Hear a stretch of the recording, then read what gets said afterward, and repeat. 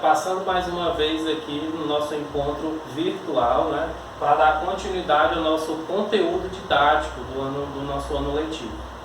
Eu sou o professor Paulo Vitor, professor de Geografia, e nesse próximo conteúdo a gente vai dar continuidade no livro didático aos nossos estudos. No capítulo 3, nós estamos abordando a população brasileira e os aspectos que compõem, principalmente no que diz respeito às pirâmides etárias do Brasil, ou seja, como é dividido a nossa população por sexo e idade. Nesse próximo conteúdo, nós vamos observar um tópico chamado pirâmide etária brasileira. Para a gente poder entender o que é essa pirâmide etária, a gente precisa entendê-la, né? Entender como essa pirâmide funciona. Então, essas pirâmides etárias são representações gráficas que auxiliam no estudo da estrutura da população por faixas etárias. Está aqui a divisão dela: jovens, adultos e idosos, e por sexo, tanto feminino quanto masculino. Então essa pirâmide etária ela vai ser dividida dessa maneira, a sua estrutura. Agora, com um exemplo mais prático, né, eu coloquei aqui a pirâmide etária do estado do Ceará de 2010, certo? Então já tem um tempo, já é uma pirâmide de 10 anos atrás, mas o importante é a gente poder compreender como ela é formada e como se dá essa estrutura. Então, como vocês podem ver, ela é formada por duas colunas e várias linhas, onde cada uma dessa linha representa uma determinada idade. E dentro dessa pirâmide, nós também temos as suas três estruturas básicas, que é o seu ápice, formado pela parte mais elevada da pirâmide. Nós temos o corpo, que é a parte intermediária, né, a parte do meio dessa pirâmide.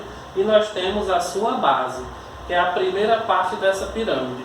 Mas ela não é dividida de qualquer maneira. Ela segue uma regra básica.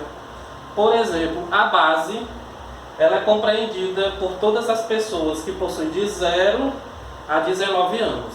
Então, quem tem de 0 a 19 anos, provavelmente vocês que estão me assistindo, vocês formam a base dessa pirâmide. Já o corpo é dos 20 anos até os 59 anos de idade. Então, quem está dentro dessa faixa etária compõe o corpo da pirâmide. Já o ápice é representado por aquelas pessoas que possuem mais de 60 anos, ou seja, são os idosos que compõem a nossa população. Então, para você formar e estudar uma pirâmide etária, você precisa entender essas três estruturas fundamentais dela. Então, aqui explicando melhor, né, para vocês verem, eu dividi a base, o corpo e o ápice, só para vocês terem como ponto de estudo. A base, né, como eu já falei, representa a população de jovens na faixa etária de 0 a 19 anos, compondo assim a base da pirâmide. O corpo representa a população de adultos na faixa etária de 20 a 59 anos, formando assim a parte intermediária, o meio dessa pirâmide.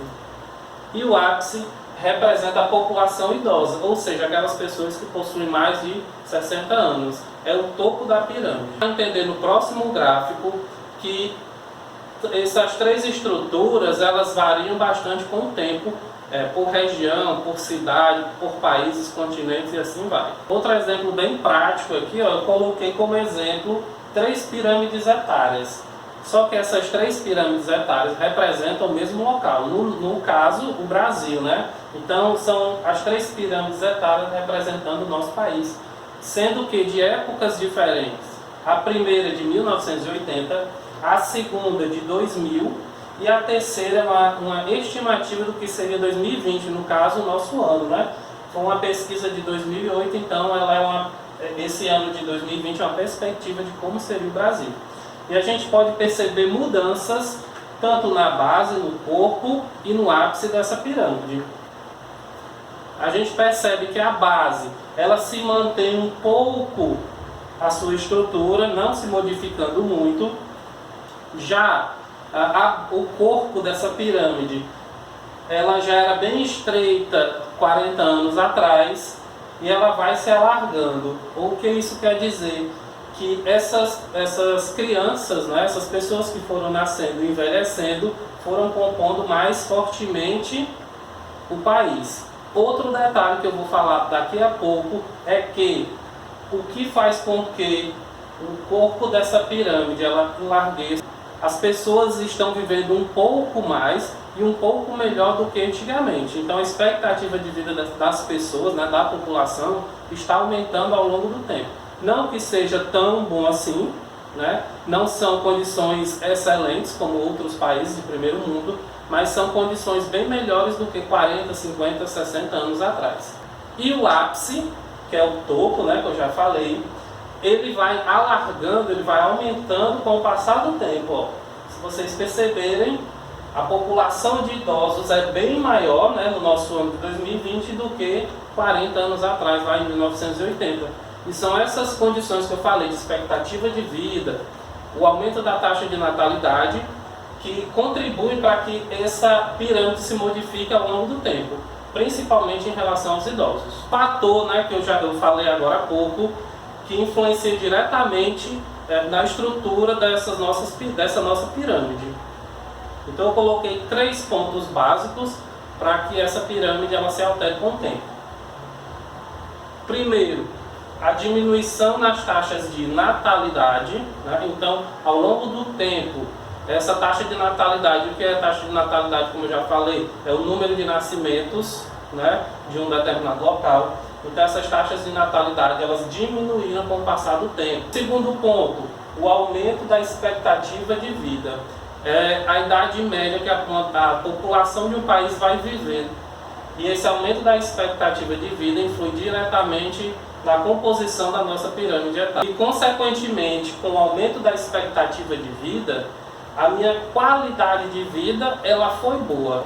Isso acontece muito em países desenvolvidos, em países europeus como a França, a Alemanha e por aí vai. São países que apresentam uma excelente qualidade de vida e, consequentemente, uma expectativa de vida da sua população vai ser bem mais elevada. Então, se a gente comparar a pirâmide etária do Brasil com a pirâmide etária da Itália, da França ou da Alemanha, a gente vai perceber essas diferenças, principalmente por conta desses pontos aqui, tá ok? Então é isso, pessoal. Esse foi um breve resumo do nosso conteúdo, que eu gostaria que vocês intensificassem em casa, principalmente com o livro didático de vocês. Qualquer dúvida você tire com seu professor de geografia. Tenham todos um bom estudo e em breve nós estaremos juntos novamente. Abraço e até mais.